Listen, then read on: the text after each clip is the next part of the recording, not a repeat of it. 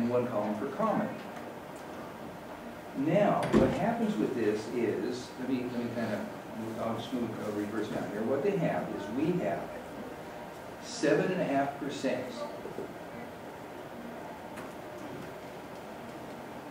times $10 times 40,000 shares. So this is the par. That means that the shareholders are due $30,000. Okay?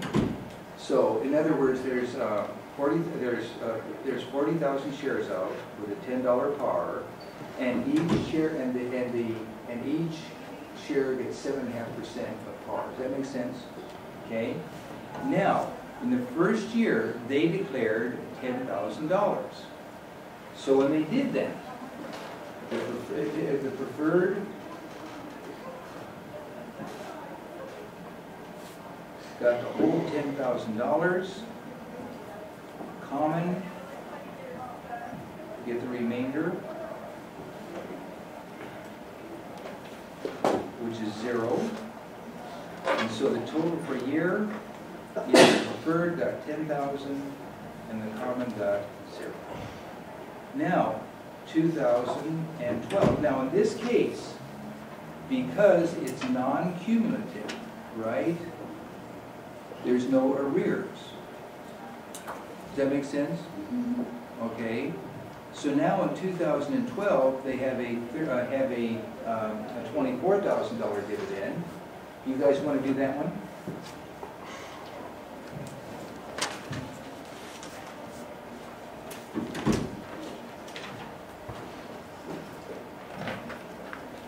And this is non-cumulative.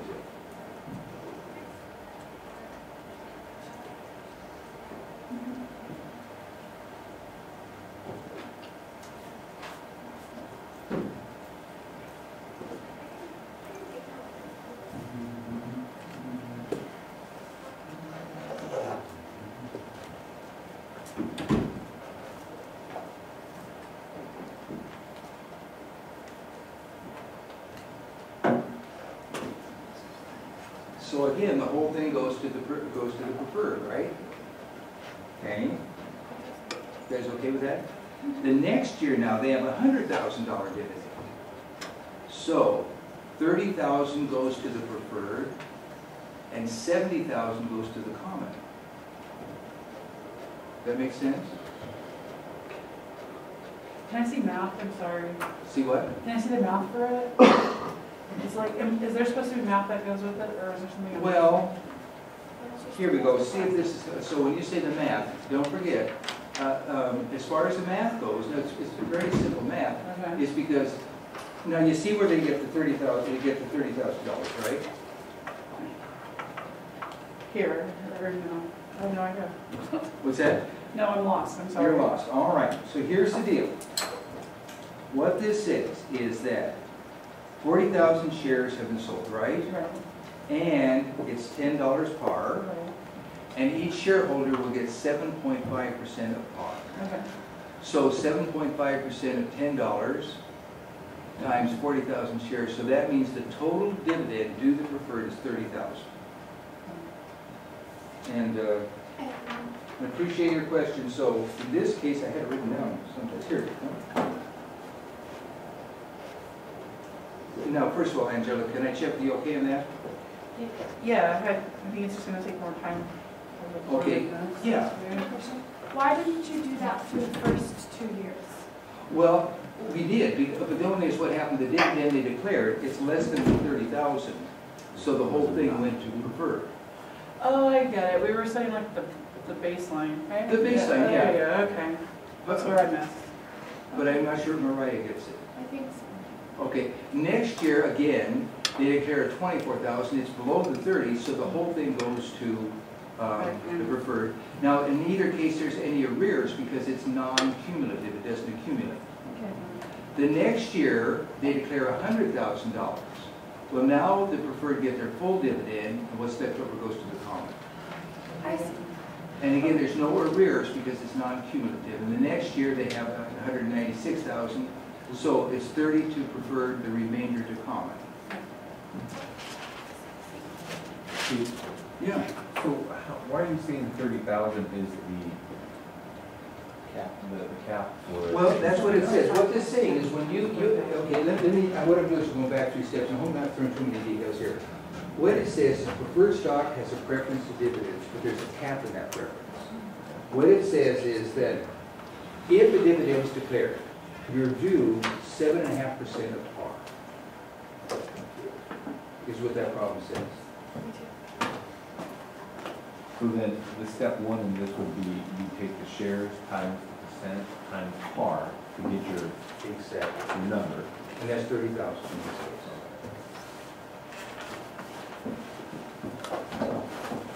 Okay. And then the preferred gets the 30,000, anything above that goes to common. Yeah. Oh, I'm just trying to visualize this and realize that. Is this what they use when they sign in at like a new CEO part of the bonus? They'll give them preferred shares, but they won't be able to cash in until like 3 or 5 years down the road. All right, Justin, we'll see you Wednesday. No, it's more the idea that you're an investor, right? So what happens in this thing is the people who buy preferred stock are like retirees who want dividends as a net income. And so and they also want more security in common shares. So what they do is they buy preferred stock because if a dividend is declared, they'll get it. And if the company goes belly up, they'll have more security. But it's more the type of investor. Well, so anybody can buy preferred. Oh, sure, yeah. It's not, okay, I thought there was like for CEOs and stuff like that. Now, let's say what you want is, suppose you don't really particularly want more money, right? Rather, you'd like your nest egg to increase, maybe you'd buy the common shares. Because common shares have a greater ability to increase in value. And you don't want a dividend because it just puts you in a different tax bracket. But what you want is your wealth to increase. So you buy common shares, you open up the Wall Street Journal every day to see how it went, and each common share will increase in value. And so it's more the type of investor Okay, than anything. And that this is more like someone who's retired would be more inclined to do this because they want the cash flow. Somebody who doesn't want more, what they want to do is increase their wealth, would be more inclined to buy a common stock because it does increase in value. All right. Okay. Now, let's go and do 13.9. Now, 13.9 is the same set of data, but now it's cumulative. So what happens when it's cumulative, I'll show you. When it's cumulative, so, and I think rather than write it out, I think I'll put it up here. And Angelica, you let me know if because it's sometimes better if you see it worked out, but maybe you let me know if this is working out okay. No, see, all I was missing was like that first calculation becomes the baseline. Yeah, okay. And then that really helps to understand that. All right. Now this is just taking it one more step. This says it's cumulative. So what happens here is, again, there's a $10,000 dividend. All $10,000 goes to the preferred, but now there's a $20,000 in arrears. Does that make sense? Yes. So next year, when they declare a $24,000, again, all 24 goes to the preferred, but the way that works is 4,000 is arrears from last year, 20,000 is this year, so now they're $10,000 in arrears for the next year. So they can only go up to 30,000. I'm sorry, right, exactly. No, I think, Mariah, it's more the point that if they don't pay the 30,000, the difference in what they do get and the 30,000 is arrears. And that arrears keeps carrying forward, and the common stock won't get a penny until it's paid off. Yeah. So do they have to pay the arrears first? Arrears get paid first. So back here, when they declared 24, so what they did is there was 20,000 in arrears from the previous year, right? Because in the previous year, they only paid 10 and they owed 20. Does that sound right? Okay. Then there was 4,000 left over. That was for the year 2012, and now they're 26,000 in arrears. So yeah. So how do you come up with 4,000? Because I mean, I see where the 20,000 is from the previous year. Sure. Well, because it's a $24,000 dividend, right? Right. And $20,000 are in arrears. So they pay the arrears first. What's left over is 4 because it's 24. Now, And they don't have to show that that payment was made? Or because it was just issued in paper and it doesn't apply? How come you don't have to account for the 20,000 that was paid out? well, you're accounting for it here. Because what this says is, it's paid accounted here, so let me see if this is helpful. In the 2012, a $24,000 dividend was declared by the board, okay? Now, the first, of the $24,000 dividend, the first $20,000 of that goes for paying arrears from the previous year. What's left over is $4,000 for the 2012. And now they're $26,000 in arrear because they were due 30 and they only got paid 4. So next year, when they declare a $100,000 dividend, 26 is arrears from the previous year, 30,000 is for the current year, the remainder now goes to the common. So just to kind of sum up, it's cumulative in this example. Now that it's cumulative, okay, then they're due 30,000. If they pay anything less than that, the difference becomes arrears, and the common stock don't get a penny until all those arrears are paid off. So the first thing they do is they pay the arrears for preferred. Anything left over goes to the preferred. If this is, because this is $26,000 less than the 30, it carries forward to the next year. Now they're all paid off. How come you don't have to show the arrears within the year that it was generated? It's paid the following year. So just your note, your what note is the you're only saying- thing? Yeah, well, in this case, note 20,000 preferred stock, this says they're in arrears here in the note. So just by having that, that's gonna be Yeah. the tally to go forward. That'll be the tally. Now they're $26,000 in arrear. And then down here, now there's no arrears in 2014, so 30 goes to preferred, and there's no arrears to be paid off. Is that a hand up, Addie? Yes. So the arrears, is that an account that carries over? It's a Mhm. permanent account? No, it's just, it's Or is not it a just a permanent, it's note? not an actual account. It's something that will be disclosed in, Your financial records? it is disclosed in the annual report, but it's not an account name. It's something that they keep track of. It is disclosed. It's a liability? No, it's not a liability. And the reason it's not a liability, but it's something, it's not a liability. But what it is part of the contractual agreement. A liability means they owe it, and they don't owe it until it's declared.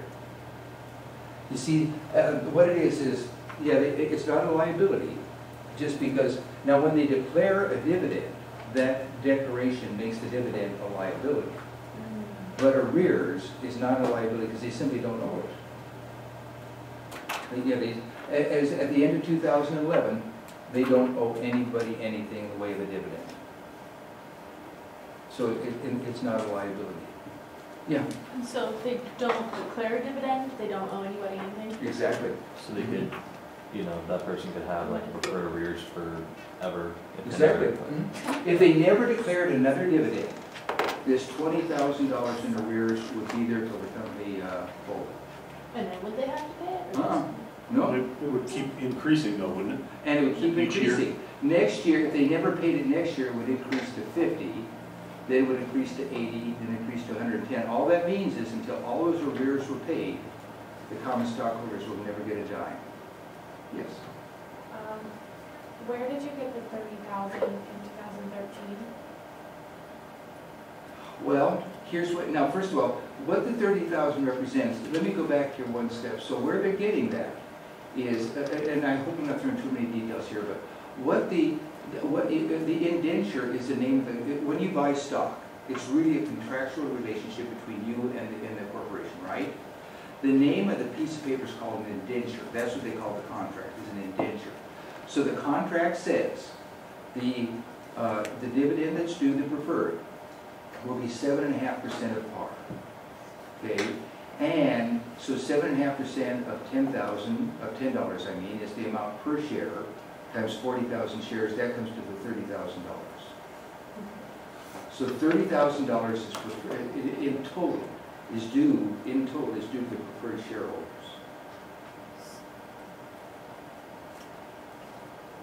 whether or not they declared it. Exactly. And if they declare it, this is what's due. Who It's gets paid. if, okay? But if they don't declare it, does that still go into the Nothing. arrears account? Yep. If they don't declare it. And then they Then- declare one later, then they have to pay all of them Exactly. for all the missing years. If it's cumulative, if the indenture says it's cumulative, then it Right. keeps accumulating, Oh. okay? And it's not a liability. Can I check back through Mariah? Can I answer your question? Yes. Okay, good. All right, good, good, good. You guys doing good? All right. Should we take our 10-minute break?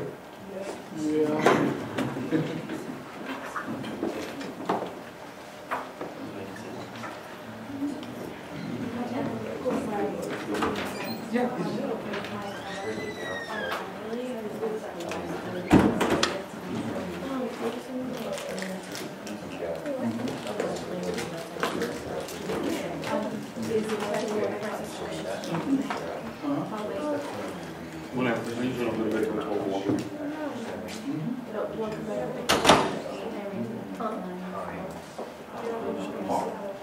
Yeah. You said? Not the one that, If he does, I think I'll.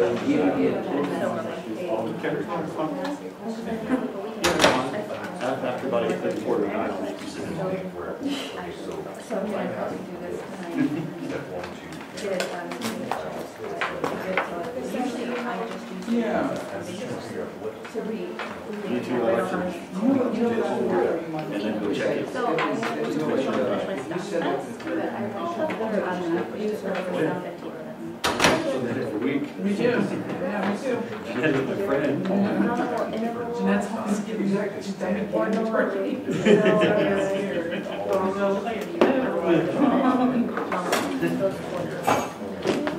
It's non-cumulative. Yeah. But I would say. I know ratio, verbal. The scale. The name of this is, the accounting name of this is the Normal, scale. right? And what they do is they set up a schedule like this, and then they just plug in the numbers. But the name for this is the schedule.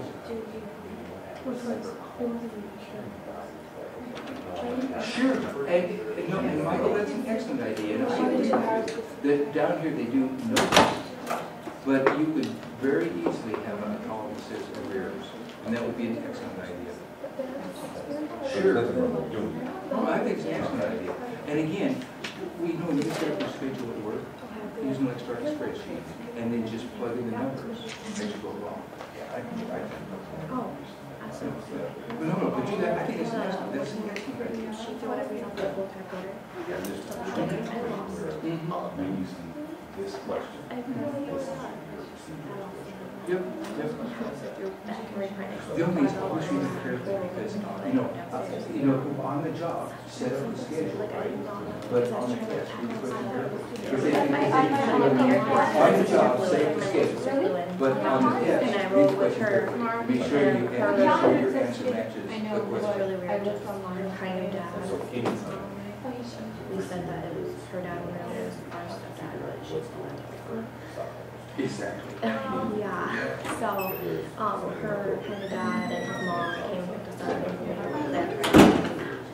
So I was flustered. And again, I remember, so don't forget, the arrears So are she said her dad, I have. non-cumulative or no arrears. Everything else